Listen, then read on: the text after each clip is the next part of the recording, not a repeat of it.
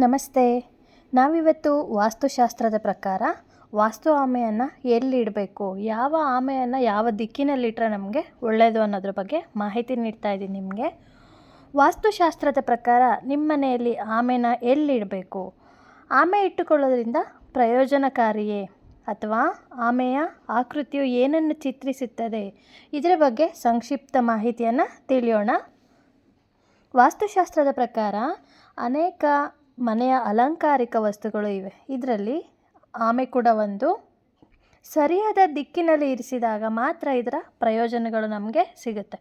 ವಾಸ್ತುಶಾಸ್ತ್ರದಿಂದ ಪ್ರಾಮುಖ್ಯತೆ ಪಡೆದ ಮನೆಯ ಒಂದು ಅಲಂಕಾರಿಕ ವಸ್ತು ಅಂತಂದರೆ ಈ ವಾಸ್ತು ಆಮೆ. ಈ ವಾಸ್ತು ಆಮೆಯ ಬಗ್ಗೆ ಇನ್ನಷ್ಟು ಮಾಹಿತಿಗಳನ್ನ ತಿಳ್ಕೊಳ್ಳೋಣ. ಕಂಪ್ಲೀಟಾಗಿ ನಾನು ನಿಮ್ಮ ಜೊತೆ ಶೇರ್ ಮಾಡ್ಕೋತೀನಿ. ಅದಕ್ಕೂ ಮುಂಚೆ ಯಾರೆಲ್ಲ ನನ್ನ ಚಾನಲ್ ಸಬ್ಸ್ಕ್ರೈಬ್ ಮಾಡದೆ ನೋಡ್ತಾ ಇದ್ದೀರಾ, ಹೊಸದಾಗಿ ನನ್ನ ಚಾನಲನ್ನು ಯಾರು ವೀಕ್ಷಣೆ ಮಾಡ್ತಾ ಇದ್ದೀರಾ, ದಯವಿಟ್ಟು ನನ್ನ ಚಾನಲ್ನ ಸಬ್ಸ್ಕ್ರೈಬ್ ಮಾಡ್ಕೊಂಡು ನೋಡಿ. ಹಾಗೆ ಪಕ್ಕದಲ್ಲಿರೋಂಥ ಬೆಲ್ಲೈಕನ್ ಕ್ಲಿಕ್ ಮಾಡಿ ನನ್ನ ಎಲ್ಲ ವಿಡಿಯೋ ನೋಟಿಫಿಕೇಷನ್ ಕೂಡ ನೀವು ಪಡಿಬೋದು. ನನ್ನ ಈ ವಿಡಿಯೋ ಇಷ್ಟ ಆದಲ್ಲಿ ಫ್ಯಾಮಿಲಿ, ಫ್ರೆಂಡ್, ರಿಲೇಟಿವ್ಗೆ ಶೇರ್ ಮಾಡಿ. ಹಾಗೆ ಹೇಗಿತ್ತು ಅಂತ ಮರಿದೇ ಕಮೆಂಟಲ್ಲಿ ತಿಳಿಸಿ. ಫೆಂಗ್ ಶೂಯಿಯಲ್ಲಿ ಆಮೆ ಒಂದು ವಿಶೇಷ ಸ್ಥಾನವನ್ನು ಹೊಂದಿರುವುದು ಮಾತ್ರವಲ್ಲದೆ ಇದು ಹಿಂದೂ ಪುರಾಣಗಳೊಂದಿಗೆ ಬಲವಾದ ಸಂಪರ್ಕವನ್ನು ಕೂಡ ಹೊಂದಿದೆ. ದಂತಕಥೆಗಳ ಪ್ರಕಾರ ವಿಷ್ಣುವು ಸಾಗರ ಮಂಥನದ ಸಮಯದಲ್ಲಿ ಆಮೆಯ ಅವತಾರವನ್ನು ತೆಗೆದುಕೊಳ್ತಾರೆ. ಸರಿಯಾದ ಸಮಯದಲ್ಲಿ ಇರಿಸಿದಾಗ ಈ ಆಮೆಯ ಆಕೃತಿಯು ಅದೃಷ್ಟ ಮತ್ತು ಧನಾತ್ಮಕ ವೈಬ್ಗಳನ್ನ ತರುತ್ತೆ. ವಿವಿಧ ಆಮೆಯು ಮನೆಗೆ ಹೆಚ್ಚಿನ ಆನಂದ ಮತ್ತು ಯಶಸ್ಸನ್ನು ತರುತ್ತೆ ಅಂತ ನಂಬಲಾಗಿದೆ. ಆಮೆಗಳಲ್ಲಿ ಸುಮಾರು ಕಲರ್ಗಳಿದೆ. ಲೋಹದ ಆಮೆ, ತಾಮ್ರದ ಆಮೆ, ಕ್ರಿಸ್ಟಲ್ ಆಮೆ, ಕೆಂಪು ಆಮೆ, ಹೆಣ್ಣು ಆಮೆ, ಹಸಿರು ಆಮೆ, ಕಪ್ಪು ಆಮೆ, ಮರದ ಆಮೆ, ಹೀಗೆ ನಾನಾ ರೀತಿಯ ಆಮೆಗಳಿದೆ. ಈ ಆಮೆಗಳು ಒಂದೊಂದು ಬಣ್ಣಗಳು ಕೂಡ ಒಂದೊಂದು ವಾಸ್ತುವನ್ನು ಸೂಚಿಸುತ್ತೆ. ಆ ಮನೆಯಲ್ಲಿ ಕೆಲವೊಂದು ಸಂಕೇತಗಳನ್ನ ಕೂಡ ನೀಡುತ್ತೆ. ಈ ವಾಸ್ತು ಆಮೆಯು ಮನೆಗೆ ಹೆಚ್ಚಿನ ಆನಂದ ಮತ್ತು ಯಶಸ್ಸನ್ನು ತರುತ್ತೆ ಅಂತ ನಂಬಲಾಗಿದೆ. ಇದು ಲಾರ್ಡ್ ಕುಬೇರನ ಜೊತೆಗೆ ಒಂದು ಮನೆಯ ಉತ್ತರ ಕೇಂದ್ರವನ್ನು ಕೂಡ ಆಳುತ್ತೆ. ಅದರಿಂದ ಇದನ್ನು ಯಾವಾಗಲೂ ನಾವು ಉತ್ತರ ದಿಕ್ಕಿನಲ್ಲಿ ಇಡಬೇಕು.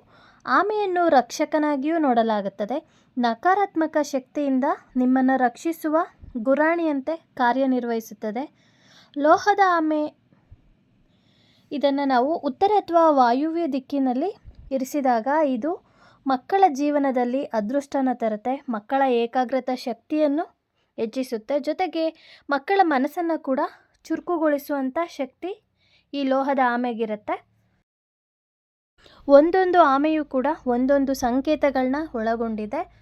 ನಾವು ಯಾವ ಒಂದು ಪ್ರಾಬ್ಲಮ್ಗೆ ನಾವು ಆಮೆಯನ್ನು ತಗೋತೀವೋ ಅದನ್ನು ನೋಡಿಕೊಂಡು ತಗೋಬೇಕಾಗತ್ತೆ. ಅದರಲ್ಲೂ ಕಲರ್ ವೈಸ್ ಸಿಗುತ್ತೆ ನಮಗೆ.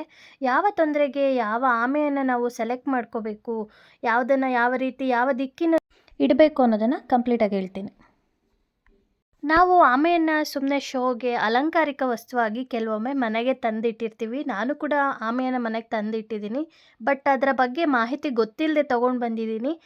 ಸೊ ಇದ್ರ ಬಗ್ಗೆ ಸಾಕಷ್ಟು ಇನ್ಫಾರ್ಮೇಷನ್ ತಿಳಿಯೋದಿದೆ. ಯಾವ ಆಮೆ ಯಾವುದನ್ನು ಇನ್ಫ್ಲೂಯೆನ್ಸ್ ಮಾಡುತ್ತೆ ಅಂತ ನಾವು ಕಂಪ್ಲೀಟಾಗಿ ತಿಳ್ಕೋಬೇಕು. ಅದರಿಂದ ನಮಗೆ ಯೂಸಸ್ ಕೂಡ ಇದೆ. ಸುಮ್ಮನೆ ಆಲ್ಮೋಸ್ಟ್ ಎಲ್ಲರ ಮನೆಯಲ್ಲೂ ಗೊತ್ತಿಲ್ಲದೆ ತೊಗೊಂಬಂದು ಇಟ್ಟಿರ್ತೀವಿ. ಅದರ ಯೂಸಸ್ನ ನಾವು ತಿಳ್ಕೊಳ್ಳೋಣ. ಇದು ಎಷ್ಟು ಪ್ರಯೋಜನಕಾರಿಯಾಗುತ್ತೆ ಅಂತ ವಾಸ್ತು ಪ್ರಕಾರ ಮನೆಯಲ್ಲಿಟ್ಟು ಅದರ ಪಾಸಿಟಿವನ್ನು ನಾವು ತಗೊಳ್ಳೋಕ್ಕೆ ಸಾಧ್ಯವಾದಷ್ಟು ಟ್ರೈ ಮಾಡೋಣ. ಮುಂದಿನ ವಿಡಿಯೋಂದಿಗೆ ಭೇಟಿಯಾಗೋಣ. Thank you for watching. Take care. Bye.